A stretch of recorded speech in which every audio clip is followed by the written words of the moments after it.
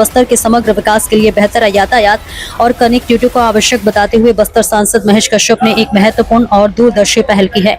उन्होंने केंद्रीय रेल मंत्री अश्विनी वैष्णव से जगदलपुर से विशाखापट्टनम, दिल्ली, कोलकाता एवं ओडिशा के लिए वंदे भारत एक्सप्रेस चलाने की मांग की है। सांसद महेश कश्यप ने कहा कि जब तक किसी क्षेत्र के अन्य राज्यों और बड़े शहरों में मजबूत कनेक्टिविटी नहीं होती, तब तक उस समाज का समुचित विकास संभव नहीं है। बेहतर रेल सुविधा से न केवल आम नागरिकों को लाभ मिलेगा, बल्कि पर्यटन, व्यापार और रोजगार के नए अवसर भी सृजित होंगे। रेल मंत्री अश्विनी वैष्णव ने सांसद को आश्वासन दिया कि आने वाले 2 महीनों के भीतर प्रधानमंत्री नरेंद्र मोदी जी के कर कमलों से भूमि पूजन कार्यक्रम आयोजित किया जाएगा।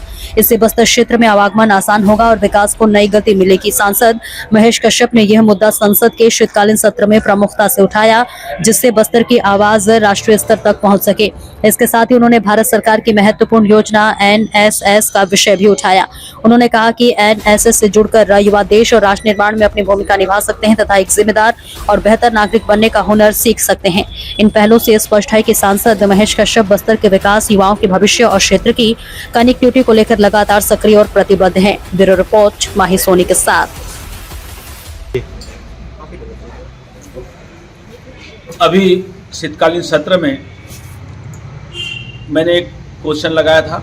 NSS जो राष्ट्रीय सेवा योजना भारत सरकार का एक महत्वपूर्ण योजना है, क्योंकि किसी भी देश का ताकत, किसी भी देश का नेतृत्व तो युवाओं के हाथ में रहता है और युवा चाहे तो देश को बना सकता है, बदल सकता है।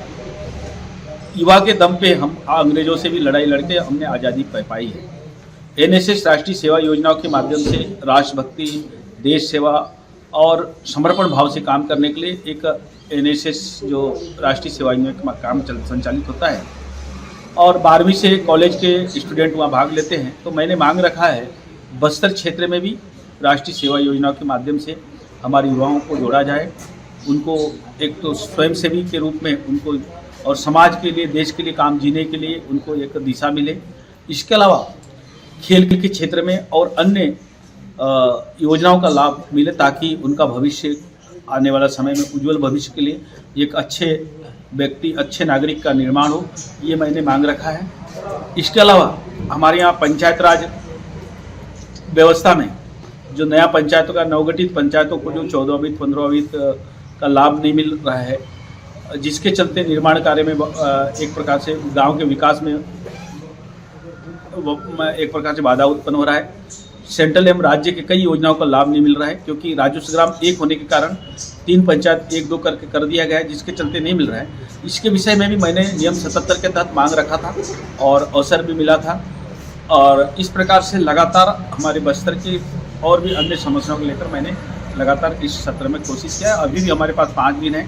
इस बीच में फिर से मेरा एक अभी नियम 77 का फिर से लगा हुआ है, सोमवार या मंगल को मिलेगा, जिसमें बस्तर में पर्यटन को बढ़ावा देने के लिए भी मैं पूरा कोशिश करने का प्रयास कर रहा हूँ कि ताकि जब तक कनेक्टिविटी, आवाजाही नहीं होगा तो पर्यटन का विस्तार नहीं होगा। पर्यटन बढ़ेगा, लोगों को रोजगार मिलेगा, बस्तर का एक प्रकार से सभी प्रकार का विकास होगा। इसके लिए भी हमें लगातार कोशिश करने का प्रयास कर रहा हूँ। बस्तर के बदलते हुए बस्तर के लिए जैसे नक्सलवाद, माओवाद के खात्मे को हम बढ़ रहे हैं और आने वाले समय में बस्तर के विकास के लिए आवाजाही, कनेक्टिविटी बहुत ज़रूरी है और आदरणीय प्रधानमंत्री मोदी जी के चलने वाली